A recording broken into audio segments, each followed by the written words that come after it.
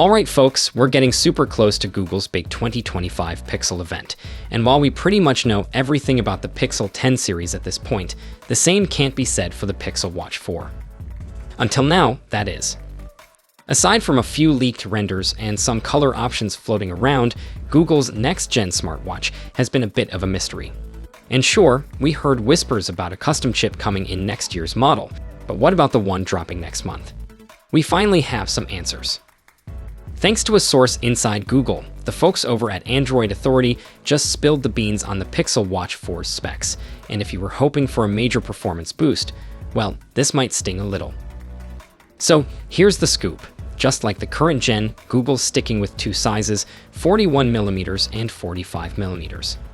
The bigger one is codenamed Kinari, and the smaller one is Meridian. Yup, both Star Wars planet names, a fun little twist from the deity codenames used before. You'll get both LTE and Wi-Fi only models, as expected.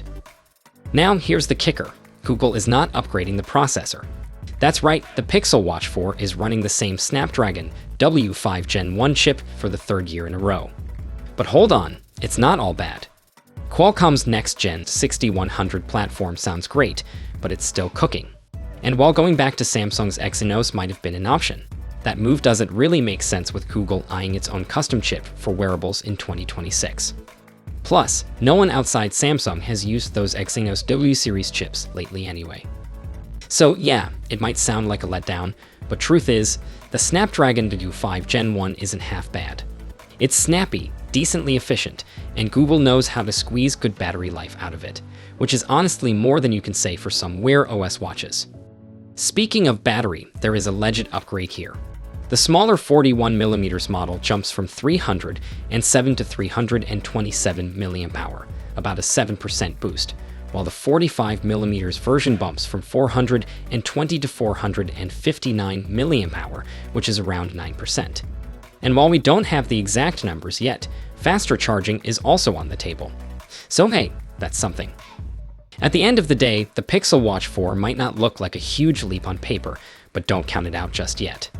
Remember, the Pixel Watch 3 used the same chip as its predecessor, and still ended up being the best smartwatch for Android in most reviews. So yeah, the upgrades may be incremental, but Google might pull it off again. The Pixel Watch 4 is expected to drop alongside the Pixel 10 lineup next month, and honestly, I'm curious to see what else they've been cooking. Anyway, what do you think? Is this a solid move, or were you expecting more from the Pixel Watch 4? Drop your thoughts in the comments, and as always, I'll catch you in the next one. Until then, take care.